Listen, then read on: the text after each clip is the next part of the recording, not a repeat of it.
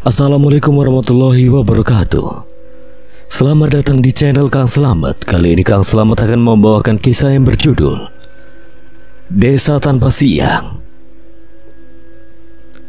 Cerita ini ditulis oleh Feliwa. Dan sebelum kita masuk ke ceritanya, buat kalian yang belum subscribe channel ini, tekan tombol subscribe dan tekan tombol notifikasinya agar kalian tidak ketinggalan cerita seram lainnya dari Kang Slamet.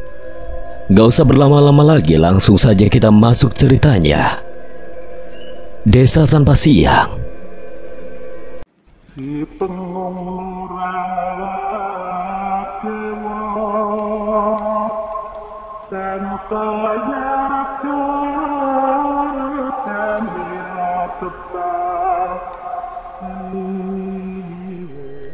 Setelah tandu itu selesai, lantas Arman dibaringkan di atas tandu.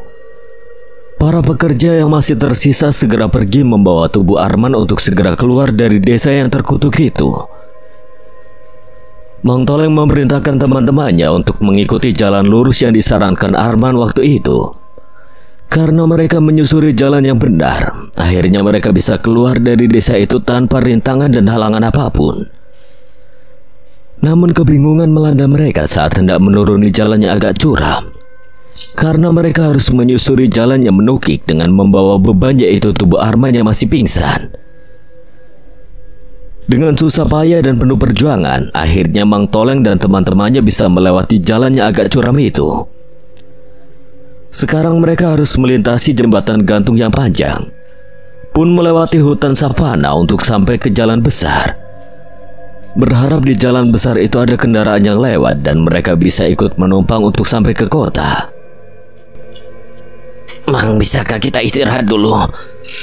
Ya Mang, saya juga sepertinya sudah gak kuat.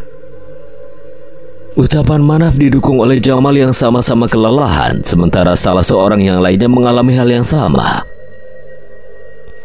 Sebenarnya Mang Toleng juga sangat kelelahan, tapi ia berpikir kembali jika harus berhenti sebentar untuk istirahat. Situasinya tidak memungkinkan karena mereka berada di tempat yang belum aman. Kita masih berada di tempat yang belum aman. Kalau sudah sampai di jalan besar baru kita istirahat di sana. Saya tahu kalian sangat kelelahan karena saya juga merasakannya. Tapi demi keselamatan nyawa kita harus tetap bergerak, ucap Mang Toleng sambil kembali menggotong tandu yang berisi tubuh Arman. Hari sudah larut malam, bahkan akan berganti menjadi dini hari. Keempat orang berjalan gontai dengan menggotong tandu melewati jembatan gantung yang panjang.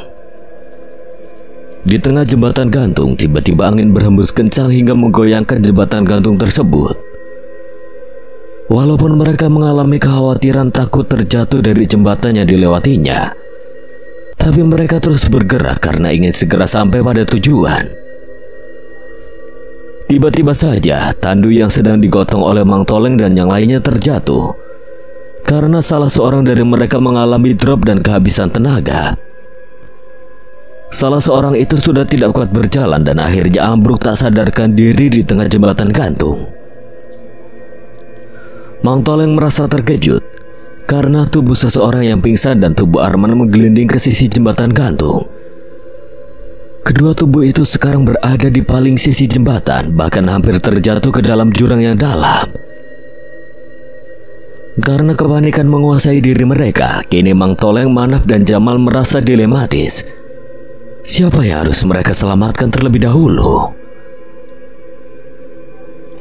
Hembusan angin menerpa jembatan gantung yang menghubungkan antara kedua ujung bibir jurang yang cukup panjang. Sementara malam semakin larut, bahkan mendekati dini hari, hingga jembatan gantung itu terasa bergoyang oleh Mang Toleng dan yang lainnya. Sementara Arman masih belum sadarkan diri dari atas tandu yang diusung oleh rekan-rekannya. Mereka terus bergerak melintasi jembatan gantung yang terombang-ambing oleh hembusan angin. Mang Toleng dan yang lainnya sudah mulai kelelahan. Rasa haus dan lapar merupakan faktor utama yang menyebabkan mereka kekurangan tenaga. Apalagi tenaga mereka dikuras sewaktu disuruh menyelesaikan membangun gubuk selama 7 hari tanpa istirahat. Itu pun mereka hanya diberi makan 1 kali, pun dengan air minum hanya dibatasi, tidak bisa bebas menenggak sesuka hati. Kini mereka bergerak dengan tidak mempunyai perbekalan makanan dan minuman. Tapi mereka memiliki tekad kuat untuk kembali pulang kepada keluarganya masing-masing. Itulah yang membuat mereka bertahan sampai detik ini. Namun salah seorang dari mereka tidak sekuat Mang Toleng, Manaf, dan Jamal. Ia kehabisan tenaga lantas terjatuh pingsan di tengah jembatan saat ikut mengusung tandu, hingga menjatuhkan Arman yang berada di atasnya. Arman dan seseorang itu menggelinding ke sisi jembatan gantung, hampir terjatuh ke dalam jurang yang dalam. Kini mereka berdua berada di bibir jembatan dengan tidak sadarkan diri. Mang Toleng, Manaf, dan Jamal panik dengan kejadian itu. Mang Toleng dan Manaf segera meraih tubuh Arman yang sudah menggantung hampir terjatuh, sementara Jamal meraih tubuh seseorang yang nasibnya hampir sama dengan Arman. Hembusan angin yang kencang kembali muncul dari dasar jurang hingga menggoyangkan jembatan gantung tersebut. Untung Mang Toleng dan Manaf bisa menarik tubuh Arman ke tengah jembatan. Tapi Jamal belum berhasil membawa tubuh seseorang itu, karena ia hanya sendirian dan kehabisan tenaga, ditambah dengan jembatan yang terus bergoyang diterpa oleh angin yang berhembus semakin kencang. Jamal masih berusaha menarik tubuh seseorang itu yang sudah tergantung sepenuhnya di antara tangannya yang sudah pegal bahkan kelelahan. Seseorang itu perlahan sadar dari pingsannya. Ia panik bahkan histeris kala kesadarannya telah pulih sepenuhnya, serta saat dirinya sadar jika tubuhnya tergantung di antara tangan Jamal yang menahannya, sementara di bawahnya jurang yang sangat dalam. Siap mengoyak tubuh yang terjatuh, jembatan gantung itu masih bergoyang dengan terpaan angin. Wajah seseorang itu tampak pucat bahkan memelas, memohon kepada Jamal supaya tidak melepaskan genggaman tangannya. Tapi tenaga Jamal tidak sekuat biasanya karena ia banyak kehilangan tenaga. Rasa lelah dan pegal membuat Jamal tidak kuat menahan beban tubuh seseorang itu terlalu lama. Ditambah dengan tangan Jamal dan tangannya yang basah karena berkeringat, hingga membuat tangan Jamal tidak bisa menarik tubuhnya. Tolong jangan lepaskan saya. Seseorang itu memohon pada Jamal sambil menggelengkan kepalanya dengan suaranya yang lirih dan terbata. Sementara wajah Jamal memerah menandakan sudah kehabisan tenaga. Mang Toleng yang sudah bisa menguasai tubuh Arman lantas mengamankannya ke tengah jembatan. Melihat kondisi Jamal yang kepayahan karena berusaha menolong seseorang yang masih tergantung, Mang Toleng dan Manaf langsung sigap untuk membantunya. Namun keadaan berkata lain. Sebelum Mang Toleng dan Manaf sampai pada tujuan, tangan Jamal dan tangan seseorang itu terlepas hingga tubuh tersebut terjatuh ke dalam jurang yang dalam. Suara teriakan dari tubuh yang terjatuh menggema ke segala arah. Lalu suara teriakannya hilang bersamaan dengan lenyapnya tubuh seseorang itu ditelan oleh kabut kelabu dan gelapnya dasar jurang. Keadaan kembali hening, yang terdengar hanya suara hembusan angin dan hembusan nafas Jamal yang memburu cepat. Mata Jamal melotot sementara mulutnya menganga kala melihat tubuh yang melayang di udara. Jamal menangis histeris karena tidak bisa menyelamatkannya. Mang Toleng dan Manaf hanya terpaku melihat tragedi yang begitu mengerikan di hadapannya. Mang Toleng mendekati Jamal yang sedang tersenduh. Ia tahu apa yang dirasakan Jamal saat ini. Ini bukan salahmu.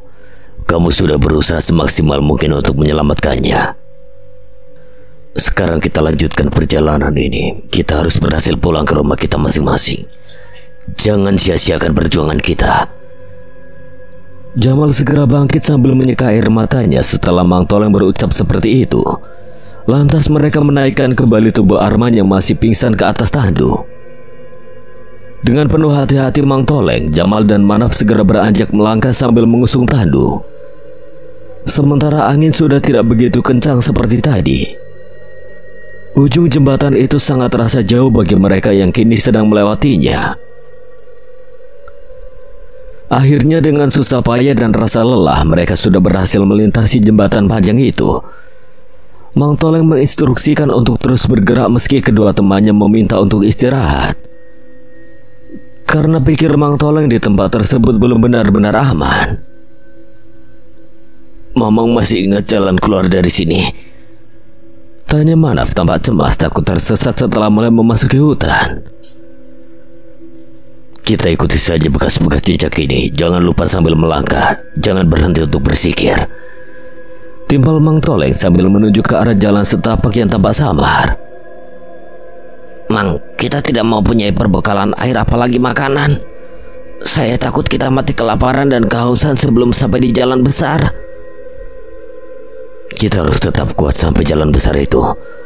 Mudah-mudahan kita menemukan air, syukur-syukur makanan.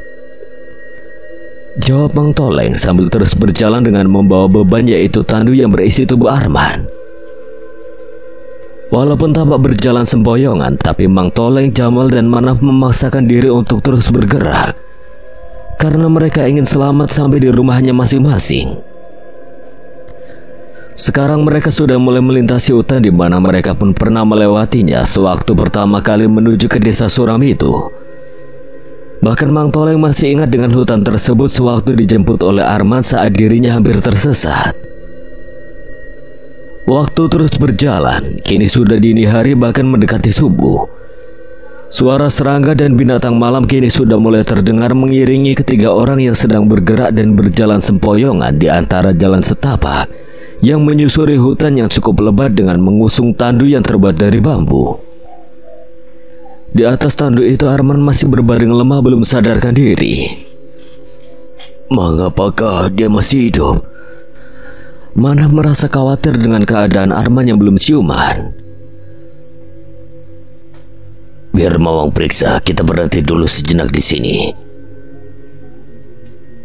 Ketiga orang itu menghentikan langkah kakinya lantas menurunkan tandu yang sedari tadi diusung. Mang Toleng memeriksa denyut nadi dan pernapasan Arman setelah tandu tergeletak begitu saja di alas tanah yang dipenuhi oleh daun yang telah mengering. Mang Toleng merasa tenang, bahkan bersyukur karena detak nadi Arman masih terasa berdenyut. Bahkan hembusan napasnya masih terasa. Alhamdulillah masih hidup. Sekarang kita lanjutkan perjalanannya. Karena kalau terlalu lama di sini bahaya, belum aman. Walau sangat lelah, Manaf dan Jamal mengikuti saran Mang Toleng. Mereka melanjutkan perjalanan kembali sambil mengusung tandu yang sedari tadi mereka bawa. Di dalam hutan tampak gelap, tapi mereka sudah terbiasa dengan keadaan itu.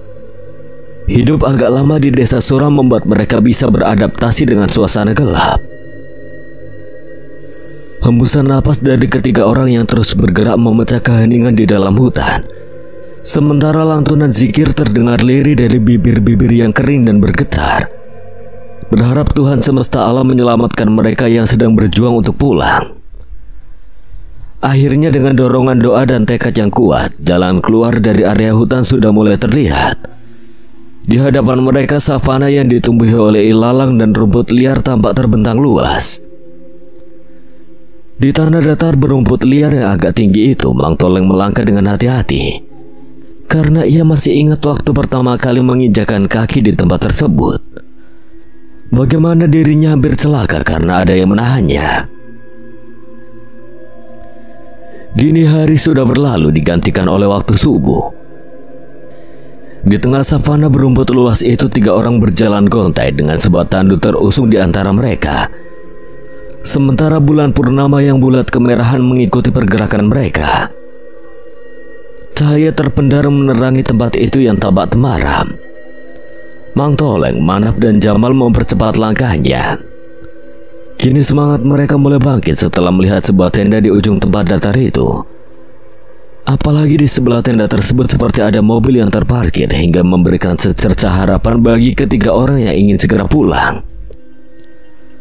Tandu bambu yang di atasnya berisi tubuh Arman yang belum siuman segera diletakkan di dekat tenda setelah berada di tempat datar dengan jalan besar di sebelah sisinya.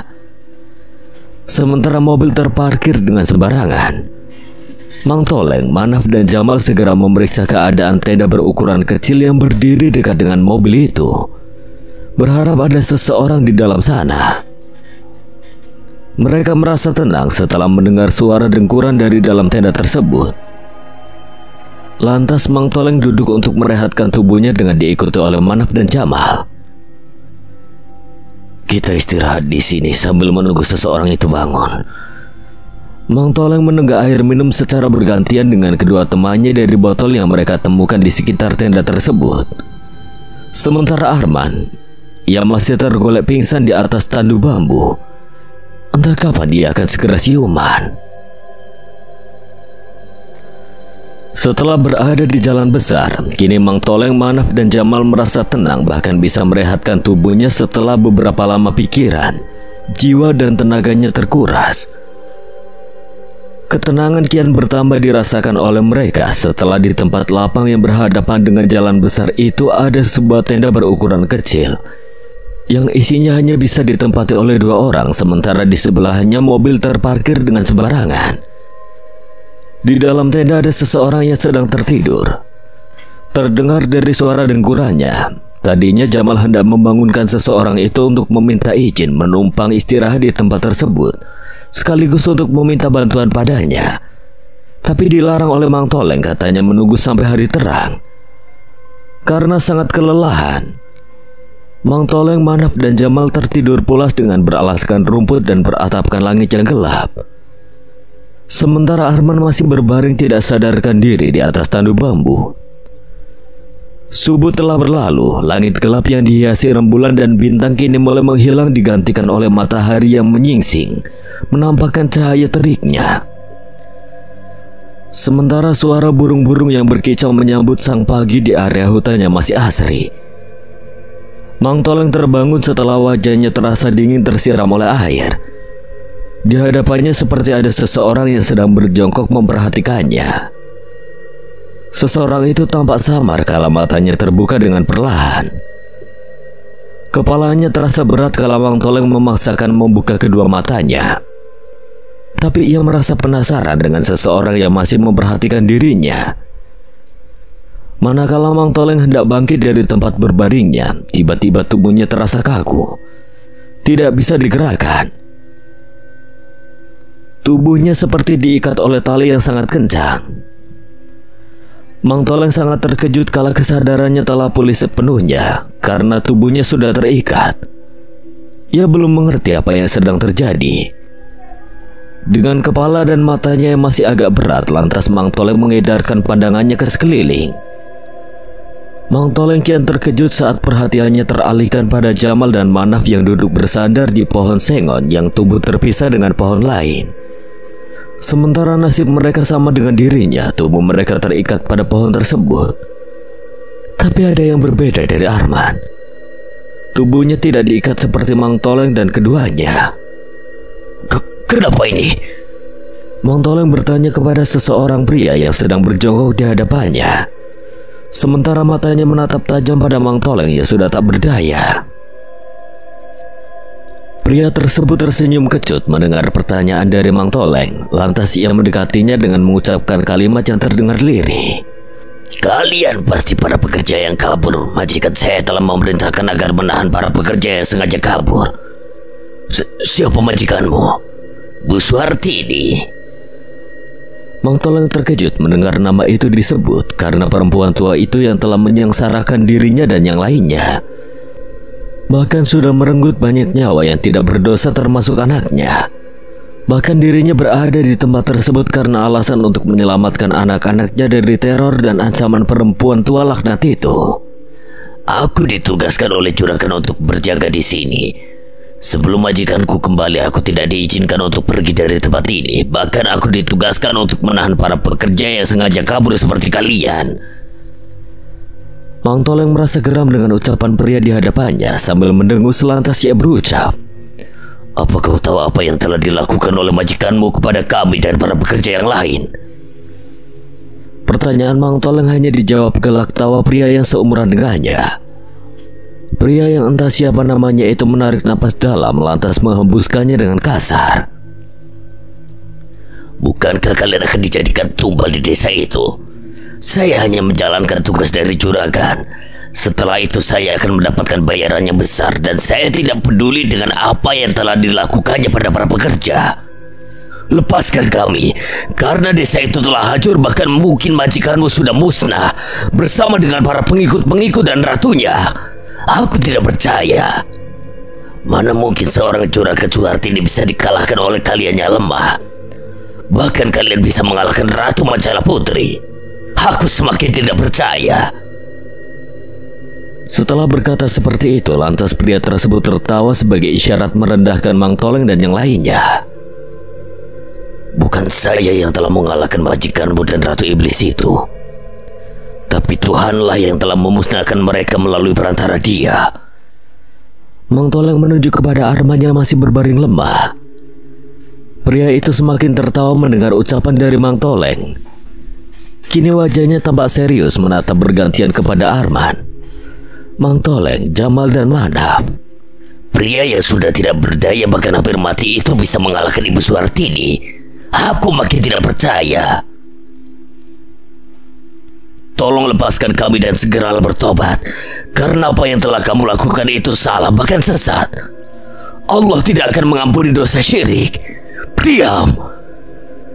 Mang Toleng terjengkang ke belakang sambil meringis menahan rasa sakit di perutnya. Sementara Manaf dan Jamal tertunduk pasrah, mata mereka mengeluarkan bulir bening. Karena pikir mereka harapannya tipis untuk selamat bahkan kembali pulang. Dengan penuh amarah, lantas pria yang ternyata supir pribadi sekaligus pengikut setia Suhartini itu mendekati Mang Toleng yang tersungkur, terikat di atas tanah yang berumput. Kepala Mang Toleng diinjak lalu ditekan hingga wajahnya terbenam ke dalam rumput. Dulu saya memang percaya pada adanya Tuhan, bahkan seorang muslim yang taat. Tapi setelah kesengsaraan melanda keluarga kami, tidak ada seorang pun yang mau menolongku, bahkan Tuhan sekalipun.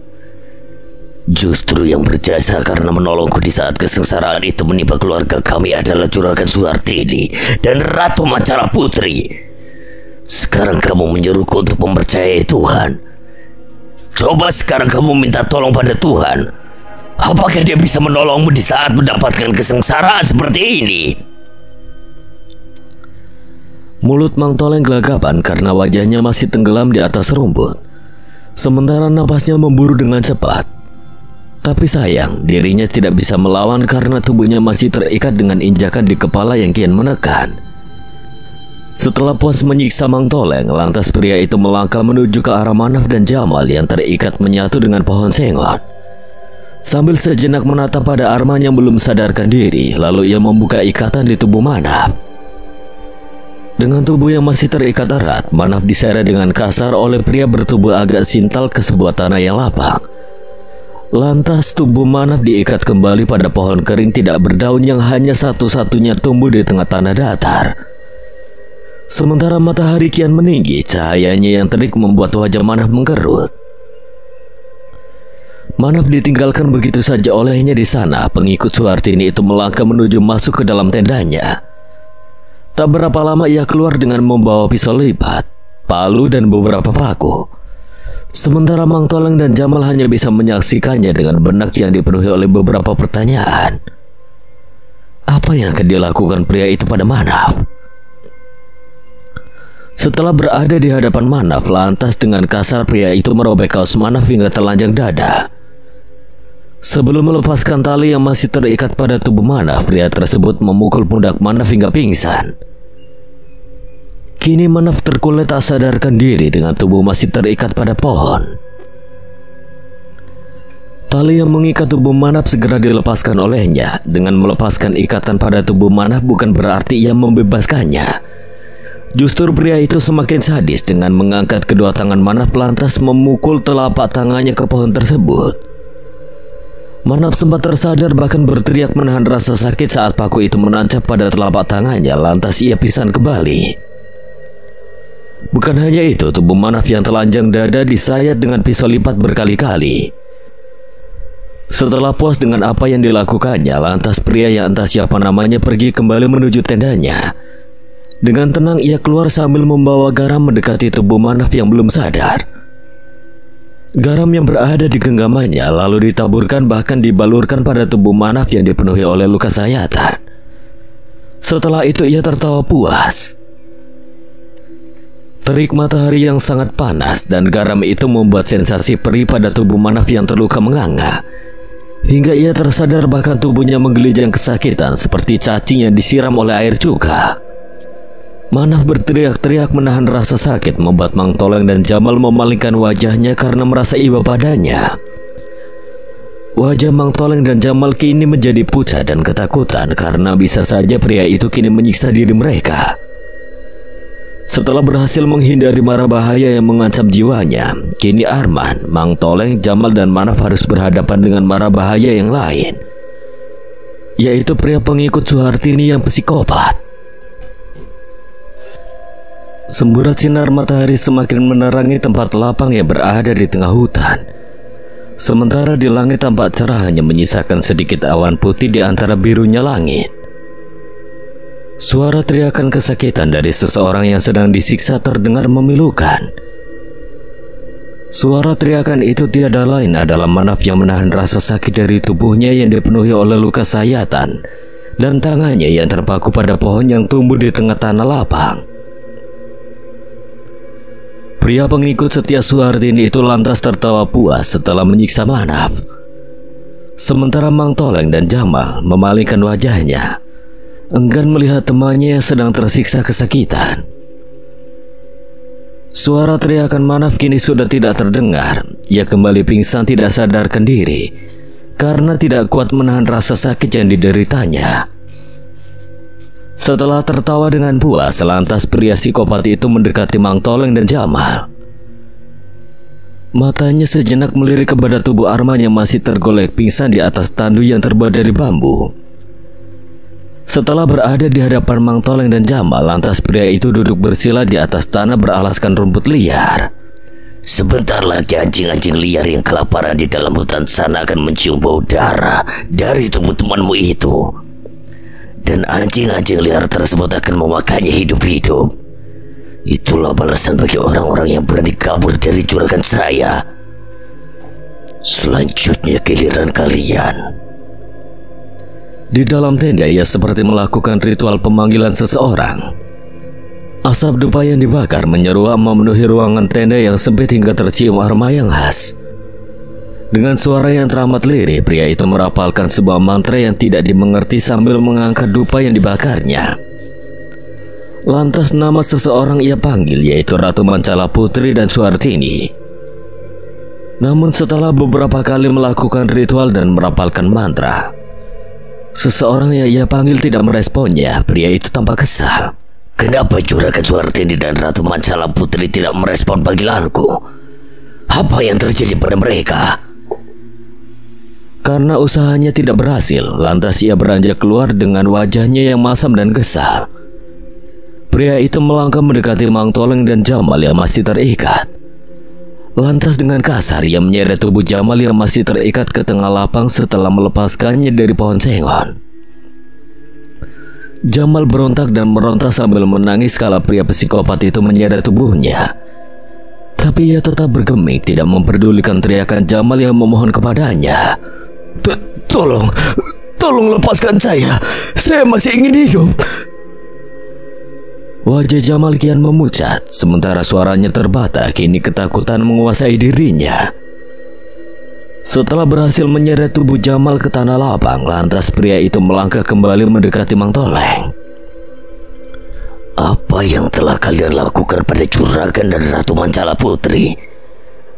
Sudah saya katakan juraganmu dan Ratu Iblismu itu sudah musnah. Mereka sudah mendapatkan balasannya setimpal dari Tuhan atas perbuatan mereka.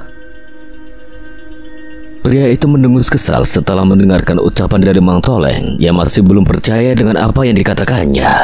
Apa menurutmu aku percaya dengan ucapanmu? Mang Toleng tersenyum sinis. Sekarang dirinya lebih tenang menghadapi pria sadis ini tidak seperti sebelumnya. Karena ia percaya Allah akan menolongnya dari kejahatan jin dan manusia melalui perantara apapun dan siapapun. Sebelum terlambat sebaiknya kamu bertobat. Mumpung nyawamu belum melewati tenggorokan. Diam! Jangan ceramah di hadapanku karena aku sudah bosan mendengarkan ceramah-ceramah seperti kamu. Dengan tidak memperdulikan ucapan Mang Toleng, lantas pria pengikut Ratu Iblis itu menyeret tubuh Mang Toleng sama seperti yang dilakukan pada Jamal. Aku akan menghabisi kalian di tempat ini. Setelah itu akan kubangkitkan kembali Ratu Mancala Putri dengan caraku. Saat diseret ke tengah lapang, Mang Toleng tidak bereaksi sama sekali. Ia tampak pasrah, hatinya terus berdoa menyerahkan hidup dan matinya kepada Allah. Jika ajalnya sudah tiba hari ini dan harus mati di tangan pria itu, Mang Toleng akan pasrah menerimanya. Dan jika ajalnya belum tiba hari ini, ia akan sangat bersyukur karena Mang Toleng yakin jika hidup dan mati itu ditentukan oleh Allah, bukan makhluk.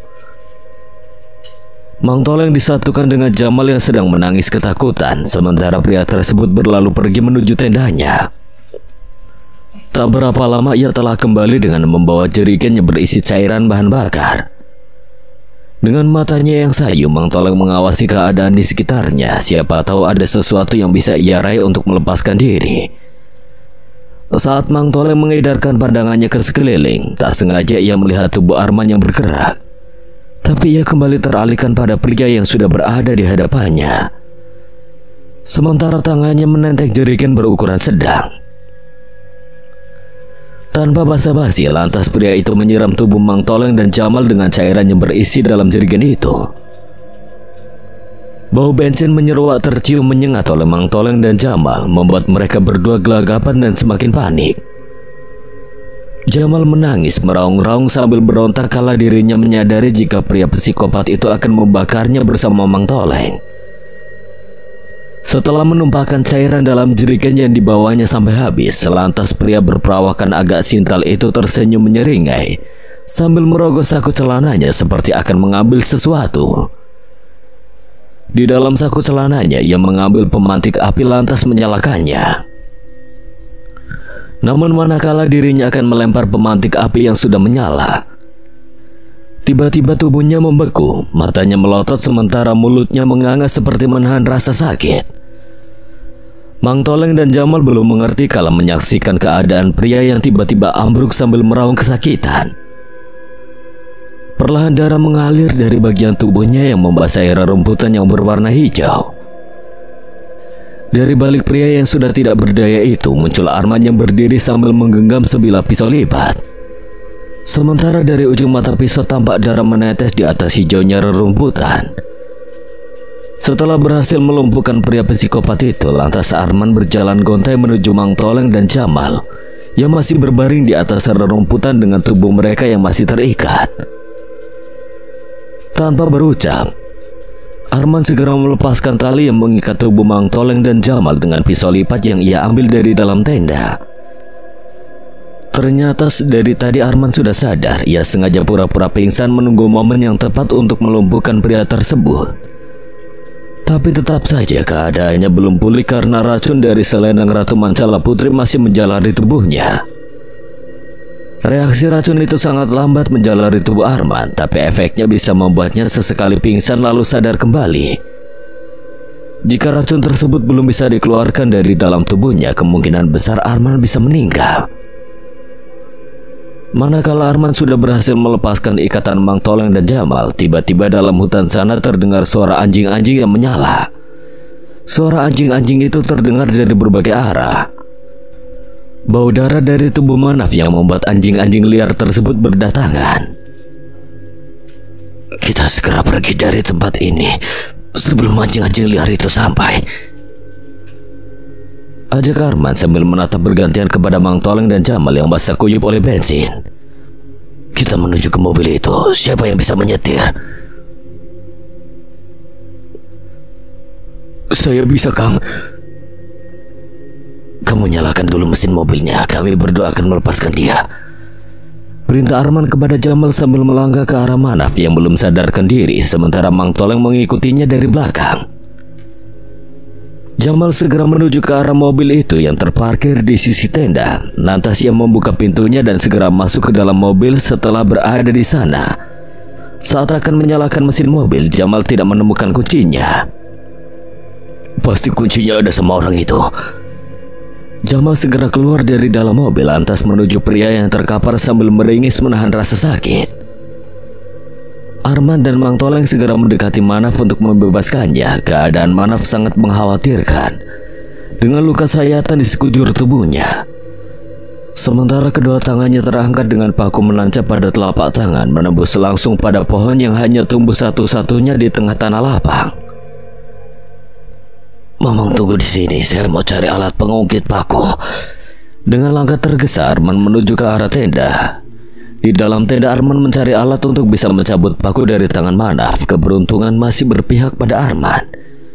Ia menemukan sebatang yang berada di dalam tas milik pria itu. Arman segera keluar dari dalam tenda. Langkahnya ia percepat karena suara gonggongan anjing-anjing itu semakin mendekat. Mamang pegang tubuhnya biar saya yang mencabut pakunya. Arman mencapit lalu mencabut paku dari tangan Manaf dengan sekuat tenaga. Satu paku telah berhasil dicabut, manakala akan mencabut paku yang satunya lagi. Tiba-tiba puluhan anjing bermunculan dari berbagai arah.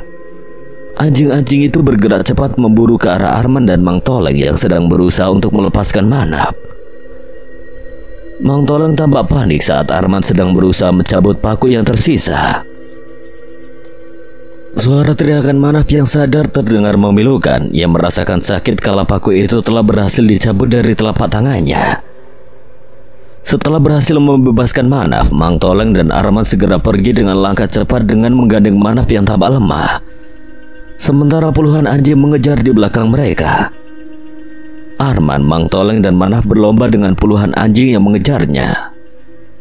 Mereka bertiga berlari ke arah mobil yang terparkir di tengah jalan besar. Setelah mendekati pria yang terkapar karena luka tusukan pada perutnya, lantas Jamal menggeledah saku celananya untuk mencari kunci mobil. Jamal berhasil menemukan kunci mobil itu. Setelah kunci mobil berada dalam genggamannya, lantas Jamal segera pergi, tapi ia terjatuh karena kakinya ditarik oleh pria yang ternyata masih hidup. Jamal panik kala melihat puluhan anjing kian bergerak mendekat ke arahnya, sementara pria itu semakin kuat menahan kaki Jamal dengan kedua tangannya. Jamal berontak karena ingin segera lepas dari cengkeraman tangan pria yang menahannya. Kakinya ia hentak-hentakan agar bisa terlepas darinya. Dengan satu kakinya yang terlepas, Jamal langsung menendang wajah pria itu dengan sekuat tenaga beberapa kali. Akhirnya Jamal bisa terbebas darinya. Ia langsung berlari ke arah mobil, lantas segera masuk ke dalamnya. Selanjutnya ia langsung menyalakan mesin mobil. Arman, Mang Toleng dan Manaf masih berada di tengah jalan berusaha untuk mencapai mobil yang sedang dinyalakan oleh Jamal. Sementara puluhan anjing liar masih mengejarnya. Dengan susah payah dan hembusan napas yang terengah-engah, akhirnya mereka bertiga sudah sampai di tempat tujuan.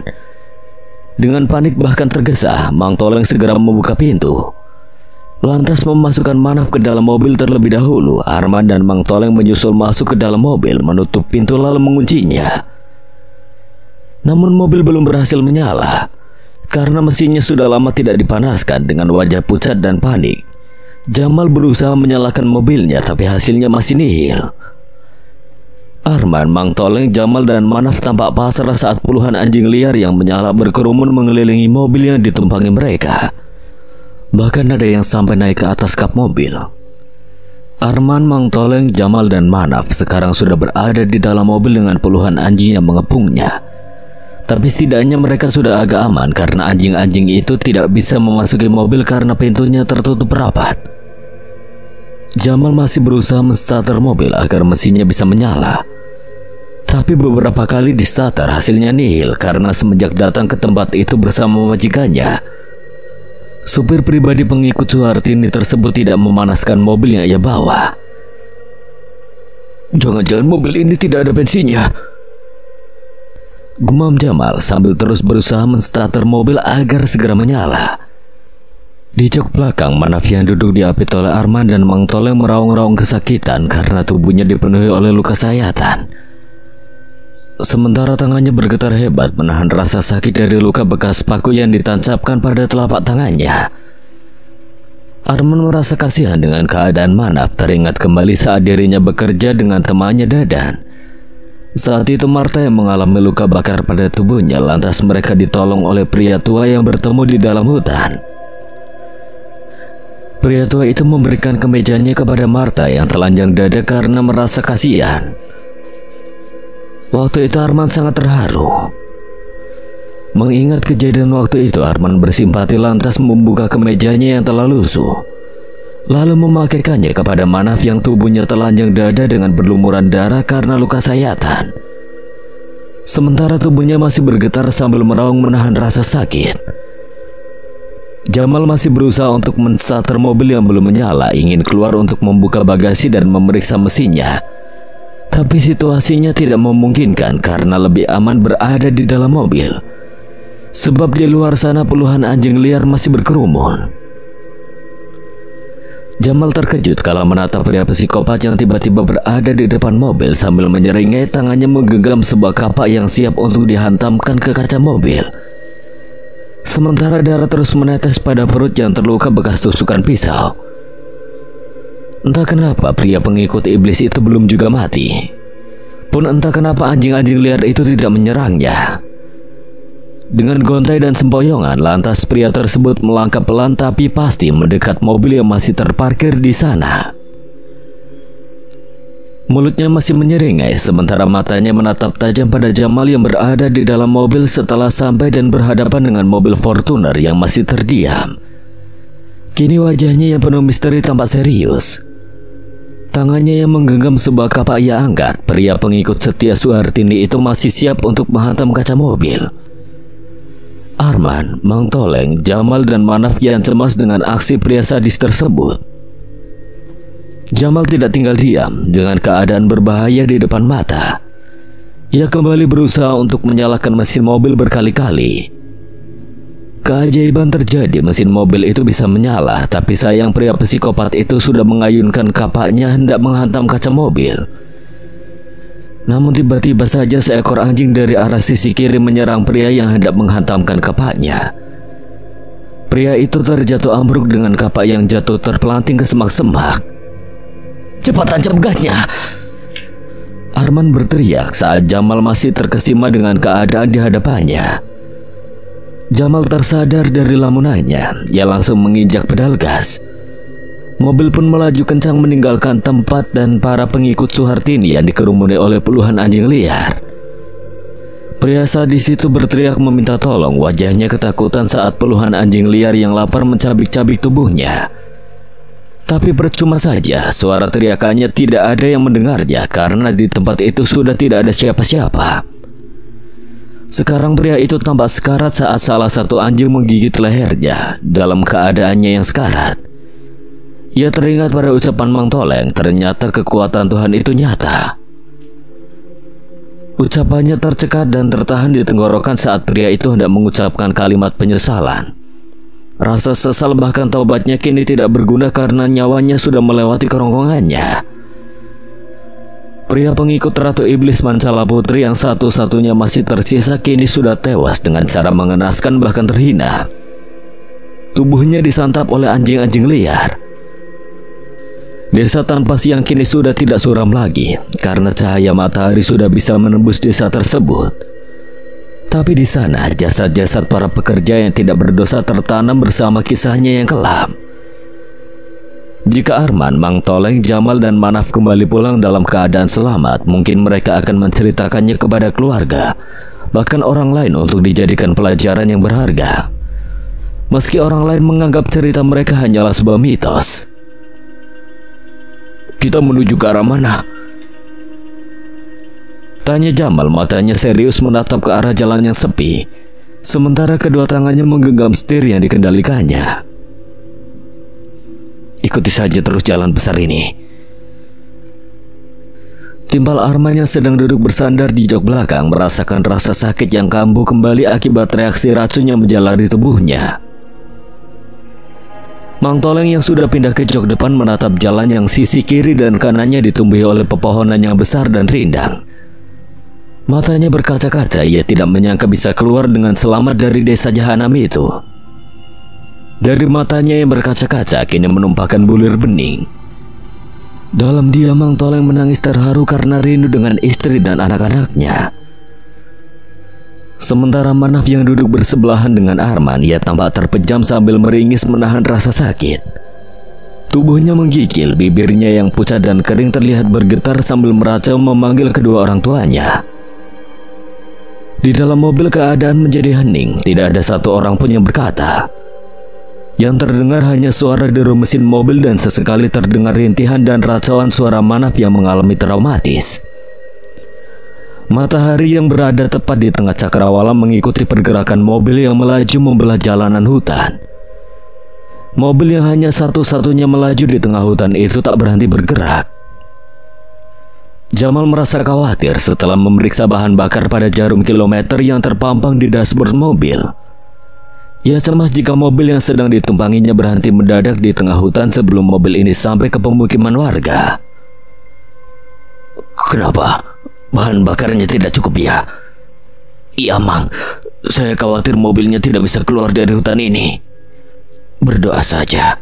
Mudah-mudahan bahan bakarnya cukup dan mobil ini sampai di pemukiman warga. Arman memotivasi teman-temannya agar jangan sampai pesimis. Setelah melewati jalanan hutan yang cukup panjang, akhirnya menjelang maghrib mobil yang ditumpangi oleh keempat orang itu bisa keluar dari kawasan hutan. Kini mobil mulai melewati perkebunan, 1-2 rumah sudah mulai terlihat. Sementara langit telah berubah menjadi berwarna jingga, bahkan perlahan meredup. Samar-samar terdengar suara azan dari kejauhan membuat keempat orang yang berada di dalam mobil itu menangis terharu. Karena mereka baru mendengar kembali suara panggilan sholat yang terdengar semakin jelas. Sementara lampu-lampu dari rumah warga yang menyala mulai terlihat. Jamal mulai melambatkan laju kendaraannya. Beberapa kaum lelaki dengan berbusana koko dan sarungnya tampak berjalan menuju ke masjid. Mereka saling menatap aneh dengan mobil yang melewatinya. Kita berhenti di masjid itu. Akhirnya mobil pun berhenti tepat di depan masjid. Sejenak mereka terdiam. Tidak ada satu orang pun yang berani keluar dari dalam mobil. Karena mereka masih ragu, takut warga curiga dengan keadaan mereka seperti ini. Namun Arman memberanikan diri untuk keluar. Karena pikirnya masjid adalah rumah Allah. Pasti Allah membantu atas kesusahan mereka melalui perantara warga desa. Setelah membuka pintu mobil, lantas Arman keluar, tapi reaksi racun dalam tubuhnya kembali terasa. Rasa sakit, panas, dan mual kembali menjalari tubuh ringkihnya. Pandangan Arman terlihat suram. Akhirnya tubuhnya ambruk tak sadarkan diri. Melihat seseorang pingsan setelah keluar dari mobil, orang-orang yang hendak memasuki masjid langsung mengerumuni tubuh Arman yang terkapar di tengah jalan. Selanjutnya membawanya ke teras masjid, lantas membaringkannya di sana. Mang Toleng dan Jamal langsung beranjak keluar setelah mengetahui Arman terjatuh pingsan. Sementara Manaf masih berada di dalam mobil, sepertinya ia juga pingsan karena tubuhnya tiba-tiba demam dan mengejang. Matahari perlahan mulai tenggelam. Sisa cahayanya yang meredup merubah langit menjadi berwarna jingga. Dari kejauhan kumandang azan sudah mulai terdengar mengiringi pergerakan mobil yang terus melaju melewati perkebunan dan perumahan di sebuah desa. Mobil yang baru keluar dari hutan itu lantas berhenti di depan masjid. Tak berapa lama seseorang keluar dari dalamnya.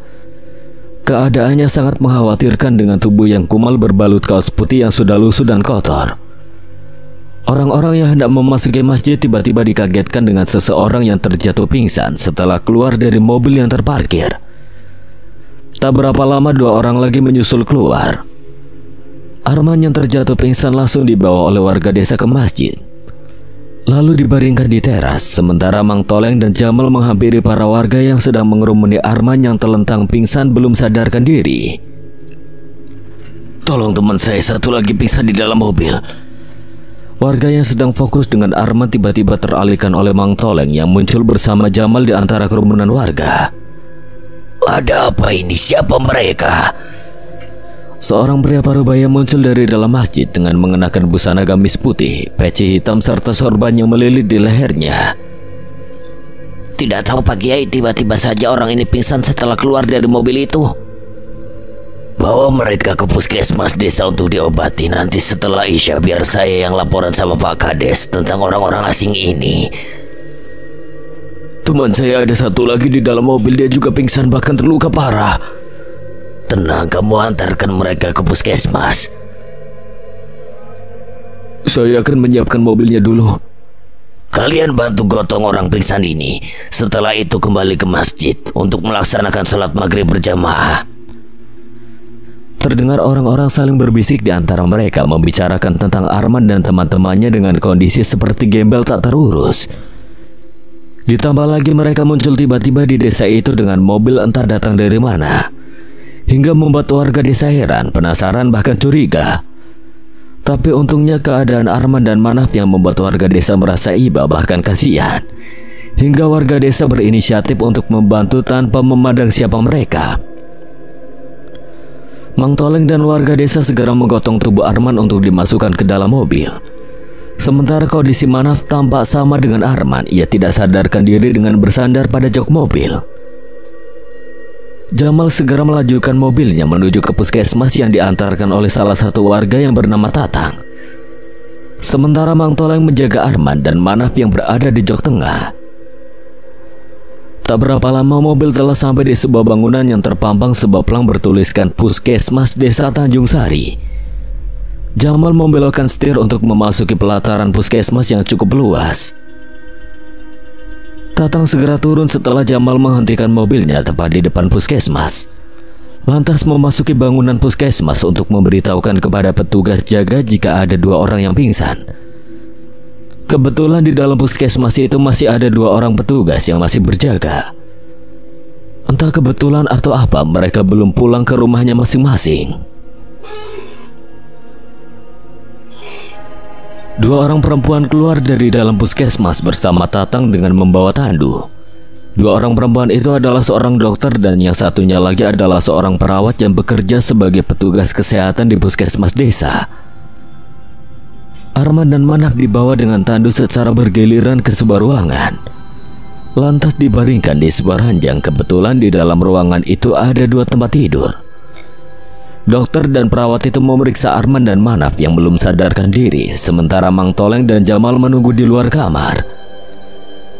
Luka-luka sayatan pada tubuh Manaf segera diobati oleh perawat. Setelah itu dibalut dengan kain kasa, sementara Arman masih dalam pemeriksaan dokter. Lantas setelah dokter agak lama memeriksa keadaannya, ia menyimpulkan jika Arman mengalami keracunan pada tubuhnya. Dokter menghampiri Mang Toleng dan Jamal untuk memberitahukan keadaan pasiennya sebelum menjelaskan keadaan Arman dan Manaf. Dokter menanyakan tentang hubungan kedua pasien dengan mereka. Mang Toleng menjelaskan jika mereka adalah teman-temannya.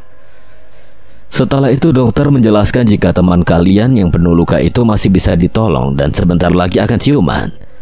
Tapi pasien yang satunya lagi belum bisa ditolong karena keracunan. Ia harus segera dibawa ke rumah sakit di kota untuk mengeluarkan racun dari tubuhnya karena peralatan medis di puskesmas desa sangat terbatas. Manakala Mang Toleng dan Jamal sedang berbincang dengan dokter, tiba-tiba muncul Pak Kiai dengan seorang pria yang ternyata Pak Kades. Pak Kiai sengaja datang dengan Pak Kades ke puskesmas untuk menginterogasi secara baik-baik atas kedatangan tamu asing di desanya. Pak Kiai dan juga Pak Kades menyalami Mang Toleng dan Jamal yang sedang berbincang dengan Bu Dokter. Sementara Tatang sudah pulang sedari tadi. Dengan penuh serius Pak Kades bertanya kepada Mang Toleng dan Jamal mengenai asal-muasal mereka. Lalu tentang tujuan dan keberadaan mereka di desa tersebut karena sudah kebiasaan di desanya. Jika ada orang luar yang berkunjung apalagi tidak dikenal, maka harus ditanya asal dan tujuannya. Sebelum menjawab pertanyaan Pak Kades, Mang Toleng menghela napas panjang. Lantas ia menceritakan dengan rinci tentang asalnya yang berada dari kota. Setelah mengenalkan nama dan nama teman-temannya, Mang Toleng juga menceritakan jika dirinya dan puluhan temannya dikirim ke hutan yang berada di ujung desa itu oleh seorang perempuan penganut sekte pemuja iblis. Perempuan penganut iblis tersebut sengaja mengirim para pekerja ke sebuah desa suram di tengah hutan untuk membangun puluhan gubuk. Setelah gubuk-gubuk itu selesai, maka para pekerja akan dibunuh untuk dijadikan tumbal pesugihan kekayaan. Mang Toleng juga menjelaskan jika puluhan pekerja lain yang dikirim ke desa itu sudah terbunuh karena ditumbalkan. Yang tersisa hanya mereka berempat. Makanya Mang Toleng dan ketiga temannya datang ke desa ini untuk meminta bantuan karena ada 2 orang temannya yang terluka parah. Alhamdulillah saya dan teman-teman selamat sampai ke desa ini. Dan saya sangat berterima kasih sekali pada Pak Kiai, Pak Kades, dan juga para warga desa karena menerima kami di desa ini. Bahkan sudah membantu atas kesusahan kami berempat. Mang Toleng menutup ceritanya dengan mata yang berkaca-kaca. Jamal hanya terdiam sambil duduk tertunduk, sementara Pak Kiai dan Pak Kades menggelengkan kepala mereka setelah memperhatikan apa yang telah diceritakan oleh Mang Toleng. Ternyata masih ada perbuatan syirik seperti itu di zaman sekarang. Memang di desa ini warganya seperti itu. Jika ada saudara, tetangga, orang lain, bahkan orang asing sedang mengalami kesusahan, maka mereka akan saling bantu. Adat gotong royong di desa ini masih dijaga dengan baik. Tapi kami pun harus waspada dengan kedatangan orang asing yang tidak dikenal. Takutnya mengganggu keamanan dan kenyamanan warga desa Tanjung Sari ini. Makanya hari ini saya sama Pak Kiai datang ke sini bukan untuk mencurigai kalian, tapi untuk memastikan asal-usul dan tujuan kalian. Sekarang kami tahu jika kalian berada di sini bukan berniat jahat, tapi justru sedang mendapatkan musibah. Insya Allah akan kami bantu sebisa mungkin. Mang Toleng dan Jamal hanya menganggukkan kepala sambil tersenyum senang setelah mendengar Pak Kades berucap dengan panjang lebar. Lantas Pak Kiai angkat bicara mengenai cerita yang dituturkan oleh Mang Toleng. Jika di tengah hutan sana memang ada sebuah desa yang seluruh penduduknya mati karena terkena azab berupa penyakit kulit yang tidak kunjung sembuh karena tidak ada obatnya.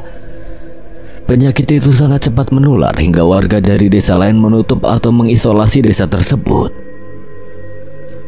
Pak Kiai menambahkan ceritanya yang mendapatkan informasi dari leluhurnya jika desa itu mendapatkan asap karena hampir semua penduduknya telah berbuat kemusyrikan dengan cara bersekutu dengan iblis. Setelah semua penduduknya mati, desa itu menjadi suram. Kegelapan menyelimutinya, bahkan tidak ada warga lain yang berani masuk ke desa tersebut. Tragedi desa suram itu terjadi ratusan tahun yang lalu. Maaf sebelumnya memotong pembicaraan bapak-bapak sekalian. Teman kalian yang keracunan harus segera dibawa ke rumah sakit di kota. Paling lambat esok hari. Jika tidak segera dibawa, dia tidak akan selamat. Bu dokter keluar dari ruangannya memberitahukan tentang kondisi Arman. Mang Toleng dan Jamal hanya terdiam setelah mendapatkan informasi dari Bu dokter.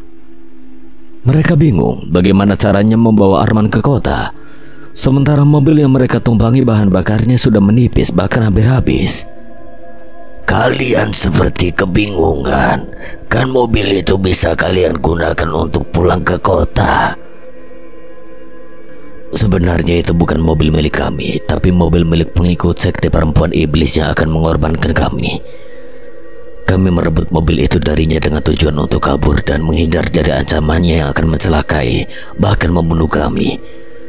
Bahkan teman kami disiksa hingga terluka parah, tapi mobil itu bahan bakarnya sudah menipis, bahkan hampir habis. Jadi kami bingung untuk membawa teman kami ke kota. Mang Toleng menundukkan kepalanya kembali, benaknya kembali memikirkan kedua anak dan istrinya di rumah. Pak Kades dan Pak Kiai saling bertatapan setelah mendengarkan keluhan dari Mang Toleng. Kalian harus pulang besok ke kota. Bawa temanmu ke rumah sakit, karena nyawa di atas segalanya. Masalah bahan bakar untuk mobil biar saya yang tanggung, termasuk biaya rumah sakit. Kebetulan saya mau ke kota besok, jenguk saudara. Setelah mendengarkan ucapan dari Pak Kades, Mang Toleng dan Jamal mendongakkan kepalanya. Raut wajahnya menampakkan keceriaan. Terlihat dari senyum tipisnya sambil mencurahkan rasa terima kasih kepada Pak Kades dan Pak Kiai. Tidak lupa kepada Bu dokter serta perawat. Mang Toleng, Jamal, Arman, dan Manaf diizinkan untuk bermalam di puskesmas sebelum besok kembali pulang. Setelah Pak Kiai, Pak Kades, Bu dokter, dan perawat pulang ke rumahnya masing-masing, lantas Mang Toleng dan Jamal masuk ke dalam ruangan di mana Arman dan Manaf dirawat. Atas instruksi Pak Kades, warga desa membantu kebutuhan Arman dan teman-temannya berupa makanan bahkan pakaian. Kini mereka tidak kelaparan lagi karena telah dibantu oleh warga desa Tanjung Sari. Dini hari menjelang subuh, Manaf terbangun karena telah siuman, sementara Arman masih belum sadarkan diri. Tapi keadaan Manaf kini sudah membaik, membuat Mang Toleng dan Jamal merasa tenang. Pagi telah tiba menggeser malam yang gelap. Mang Toleng dan Jamal sudah bersiap untuk pulang ke kota sekaligus membawa Arman yang masih pingsan karena pengaruh racun ke rumah sakit. Pun dengan Manaf, kini keadaannya sudah membaik. Mereka menunggu Pak Kades yang katanya akan ikut ke kota bersama mereka. Tak berapa lama Pak Kades tiba dengan sepeda motornya. Sementara di belakangnya, sepeda motor lain yang ditunggangi seseorang mengikutinya sambil membawa 2 jerigen bahan bakar. Sepertinya seseorang itu adalah pesuruhnya Pak Kades. Pak Kiai tidak ikut. Pak Kiai tidak ikut, beliau sedang ada urusan. Pak Kiai titip salam untuk kalian, kita bisa berangkat sekarang. Mang Toleng, Jamal dan Manaf mengucapkan rasa terima kasih untuk warga desa, terutama kepada Pak Kiai, Pak Kades dan Ibu Dokter yang telah menolong dan membantu. Mereka tidak akan melupakan kebaikan-kebaikan warga desa Tanjung Sari. Setelah memasukkan tubuh Arman yang masih pingsan ke dalam mobil, Mang Toleng dan yang lainnya segera bersiap untuk berangkat. Mereka sangat bersemangat sekali karena tidak menyangka bisa kembali pulang ke rumahnya masing-masing setelah melewati perjuangan yang sangat berat dan cukup panjang. Setelah mobil diisi full dengan bahan bakar, Jamal segera menyalakan mesin mobil. Pagi-pagi sekali saat kabut masih menyelimuti desa itu, mobil melaju meninggalkan desa Tanjung Sari. Di tengah perjalanan kala mobil hampir memasuki perkotaan, Arman sempat siuman. Ia berpesan agar diantarkan langsung ke rumahnya, tapi Mang Toleng menolaknya. Karena Arman akan dibawa ke rumah sakit terlebih dahulu untuk dirawat hingga kembali sehat. Masalah dengan istri dan anak-anak Arman biar nanti Jamal yang menjemput dan membawanya ke rumah sakit. Menjelang sore mobil telah sampai di perkotaan. Jamal langsung mencari rumah sakit terdekat. Setelah menemukan rumah sakit, mobil pun berhenti. Arman segera dibawa masuk ke ruang UGD untuk selanjutnya dibawa ke ruangan untuk dirawat dan diobati. Pun dengan Manaf, ia kembali dirawat di rumah sakit yang sama. Selama perawatan, Pak Kades selalu mendampingi mereka. Jamal sangat terharu saat mengantarkan Mang Toleng pulang ke rumahnya. Pertemuan Mang Toleng dan keluarganya membuat Jamal menangis. Ia pun sudah rindu ingin segera bertemu dengan istri dan anak-anaknya.